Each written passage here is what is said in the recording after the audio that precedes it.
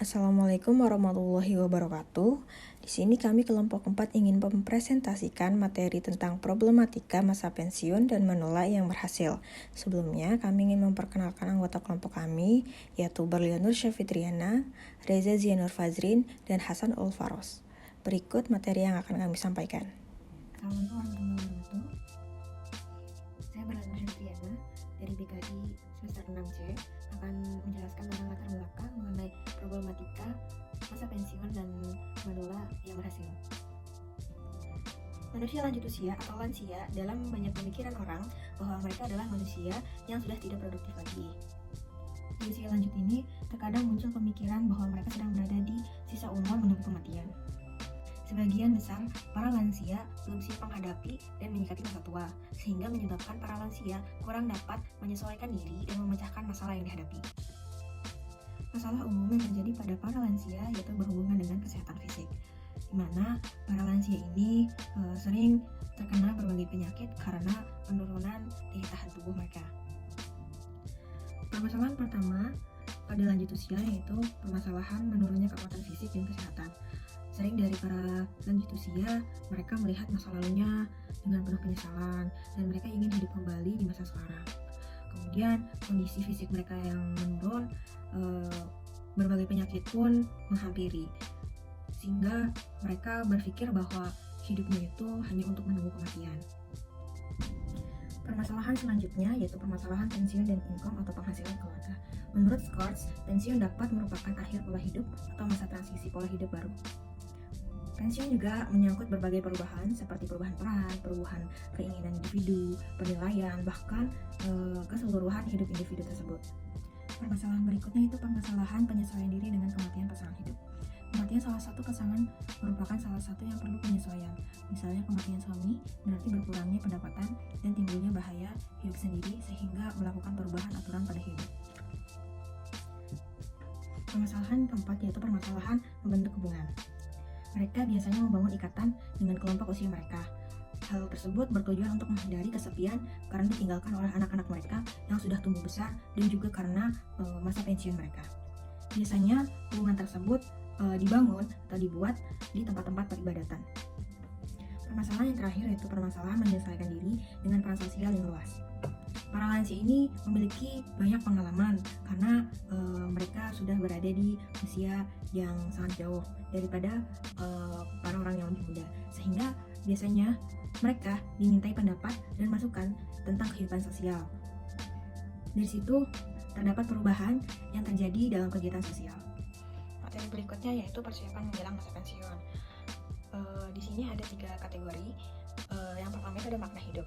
Menurut Basaman mengungkapkan bahwa makna hidup adalah sesuatu yang dianggap paling benar, paling penting, dan berharga karena mampu memberikan nilai tersendiri bagi seseorang dan dapat dijadikan sebagai tujuan hidup. Yang kedua yaitu konsep agama dan ketuhanan.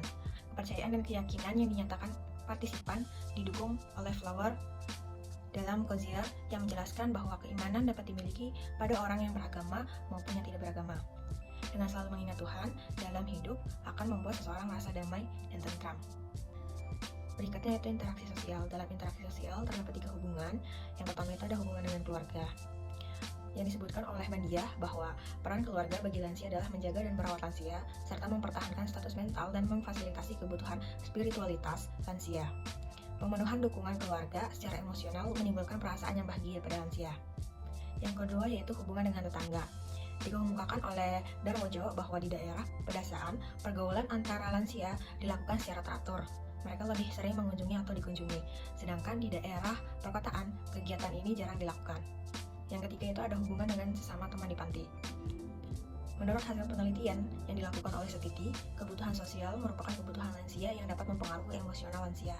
Setiti menjelaskan bahwa lansia membutuhkan orang-orang dalam berinteraksi secara sosial. Mereka membutuhkan teman bicara, kunjungan, dan sapaan, serta silaturahmi dari keluarga dekat. Saya Reza, saya akan menjelaskan tentang kegiatan positif pada masa pensiun.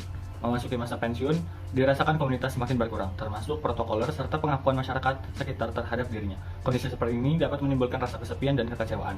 Bila berlangsung dalam jangka waktu panjang dan tidak segera menyadari kondisi tersebut, akan membahayakan segi kejiwaan antara lain mudah bosan, emosional, tersinggung, dan akhirnya dapat mengganggu kesehatan. Untuk menghindari hal tersebut, sebaiknya sebelum memasuki masa pensiun sudah dipersiapkan dan memperbanyak pergaulan antara lain dengan yang pertama, mencari aktivitas atau kegiatan positif. Kegiatan positif tidak berarti selalu harus menghasilkan uang. Kegiatan positif adalah kegiatan yang dapat memberi manfaat bagi orang lain, sebagaimana disampaikan dalam hadis sahih At-Tabrani bahwa sebaik-baiknya orang adalah mereka yang bermanfaat bagi orang lain. Kegiatan yang positif antara lain dapat ditempuh dengan yang pertama, mendirikan atau membantu panti asuhan anak yatim, anak jalanan, rumah jompo. Kemudian poin yang kedua, menyelenggarakan lembaga pendidikan nirlaba seperti pendidikan anak usia dini atau PAUD, majelis taklim, pesantren, dan sebagainya. Kemudian poin ketiga, ikut membina kesehatan masyarakat di lingkungan di mana ia berada. Dengan kegiatan tersebut diharapkan dapat menimbulkan perasaan bahwa hidup itu masih mempunyai arti dan bermanfaat bagi sesama, sehingga merasa senang, puas, bersyukur, serta dapat lebih membangkitkan semangat dan bergairah hidup yang akan berpengaruh pada kesehatan lebih baik dan berumur panjang. Kemudian kegiatan positif yang bisa dilakukan pada masa pensiun yaitu melakukan hobi yang sehat.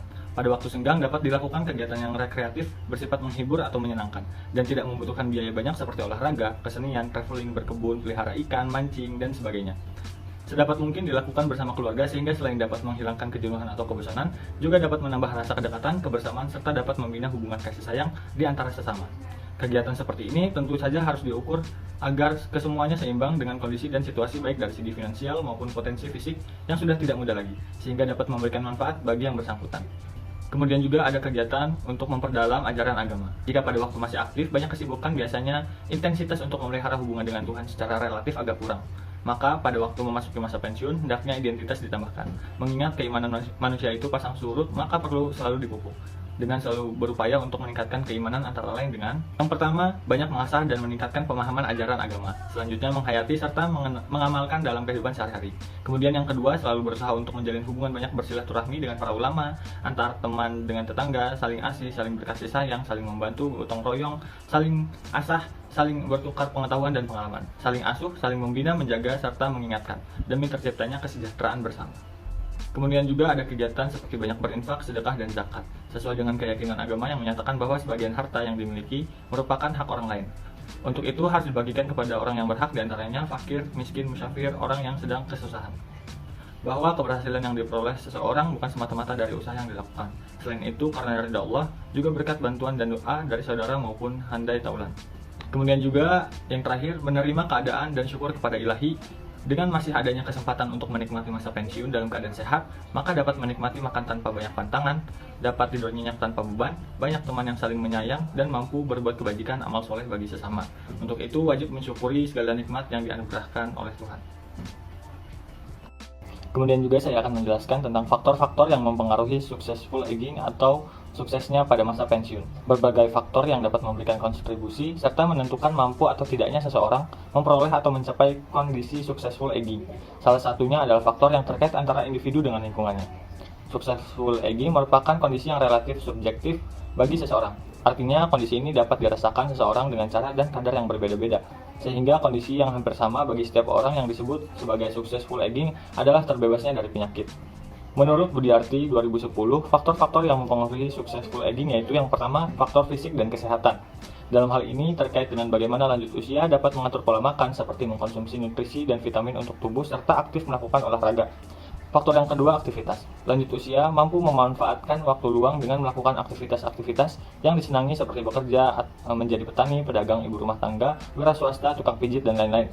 Aktif di kegiatan lingkungan, membantu anak-anak belajar mengaji ataupun menjadi guru les akan membuat lanjut usia merasa masih berguna baik untuk dirinya maupun orang lain. Kemudian faktor yang ketiga, faktor psikologis. Sikap-sikap positif pada lanjut usia seperti menyadari akan segala kekurangan yang ada dalam dirinya, mampu menghadapi serta menyelesaikan permasalahan pada dirinya, serta tercapainya tujuan dan memaknai hidup dengan baik. Kemudian ada faktor sosial. Dengan adanya dukungan baik dari keluarga maupun lingkungan kepada lanjut usia untuk tetap melakukan segala kegiatan di lingkungannya akan membuat lanjut usia merasa diakui atau dihargai. Kemudian ada faktor yang terakhir yaitu faktor religiusitas. Rutinitas yang dilakukan lanjut usia untuk menjalankan ibadah serta mengikuti kegiatan keagamaan merupakan salah satu bentuk adanya keyakinan yang kuat akan campur tangan Tuhan atas apa yang diperoleh dalam menjalani hidup. Sekian pemaparan dari saya, kurang lebihnya mohon maaf. Terima kasih. Assalamualaikum warahmatullahi wabarakatuh. Nama saya Hasanul Faros dari kelompok 4. Saya ingin melanjutkan materi presentasi. Nah, materi selanjutnya yaitu tentang kepribadian, kepuasan, dan kebahagiaan lansia yang berhasil. Kepribadian yang pertama yaitu ada kepribadian konstruktif sifatnya.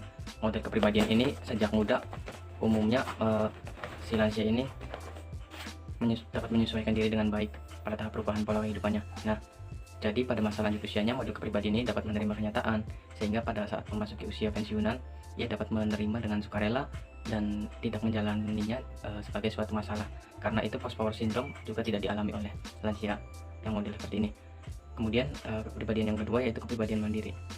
Tipe kepribadian ini yang selamat dari sindrom post power syndrome adalah mereka yang biasanya telah menyiapkan diri untuk memiliki pekerjaan baru sebelum pensiun, misalnya wira swasta atau punya kantor sendiri atau praktek pribadi sesuai profesinya masing-masing, dan umumnya tidak tertarik lagi bekerja di suatu lembaga kecuali diserahi penuh sebagai pimpinan. Yang selanjutnya tentang kepuasan. Lansia yang berhasil juga tidak terlepas dari konsep kepuasan hidup yang dikemukakan oleh Dreyer, di mana diantaranya ada mereka memiliki semangat atau energi berpartisipasi dalam berbagai wilayah kehidupan, suka mengerjakan sesuatu dan antusiasnya besar. Yang kedua, resolusi dan ketangguhan menerima tanggung jawab. Yang ketiga, kongruen, yaitu keselarasan antara keinginan dan tujuan. Yang keempat yaitu konsep diri yang positif, berpikir tentang dirinya sebagai seorang yang berharga.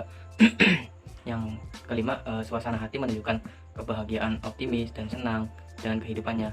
Nah, kemudian kebahagiaan yang dialami lansia yang berhasil menurut penelitian dari ISNA ini tahun 2012 tentang kebahagiaan lansia yang tinggal di panti Werda mendapatkan hasil bahwa lansia bahagia tinggal di panti asuhan karena panti jompo karena semua kebutuhannya telah terpenuhi, mempunyai penerimaan diri yang positif, ikhlas dan bersyukur meskipun dengan keadaan yang sekarang.